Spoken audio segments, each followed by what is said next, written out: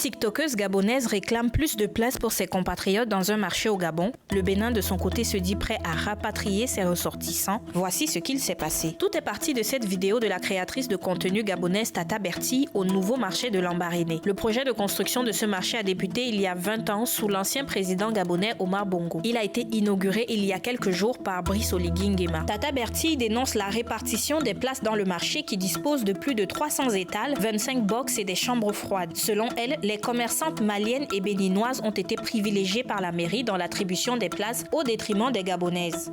Toutes les Gabonaises doivent d'abord avoir les places ici avant vous. Moi, je vais tout le temps chez vous faire les courses au Bénin.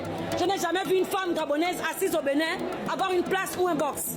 Ça n'existe pas. La vidéo devient virale. Les Gabonais et les Béninois réagissent sur les réseaux sociaux. Dans une autre vidéo, le délégué spécial du 2e arrondissement de Lambaréné, dont dépend le marché, explique que les commerçantes qui occupent les étals y travaillaient déjà avant la construction du nouveau site. Il a ajouté que des travaux seront lancés et que de nouveaux étals seront mis à disposition. Le 12 août, le Conseil des ministres du Gabon prend la décision d'interdire aux étrangers l'exercice de certaines activités de petite envergure. La polémique continue d'enfler en ligne. Le 14 août, le ministère des Affaires étrangères béninois indique dans un communiqué avoir pris connaissance de menaces et d'actes d'intimidation visant la communauté béninoise au Gabon dans un contexte marqué par de nouvelles restrictions sur certaines activités économiques des étrangers. Il rappelle à tous ses ressortissants l'obligation de respecter scrupuleusement les lois et règlements des pays d'accueil. Le gouvernement béninois initiera dans les prochains jours une mission d'identification et de recensement des Béninois candidats au retour volontaire. Sur les réseaux sociaux, les échanges entre Béninois et Gabonais deviennent de plus en plus virulents. Dans un communiqué publié le 18 août, le gouvernement béninois se dit préoccupé par ces échanges dénués de courtoisie. Il y rappelle que le Bénin et le Gabon entretiennent d'excellents rapports de coopération et que leurs ressortissants respectifs, vivant dans l'un et l'autre des pays, bénéficient de la bienveillance des autorités nationales. Le gouvernement gabonais n'a pas encore réagi à cette déclaration.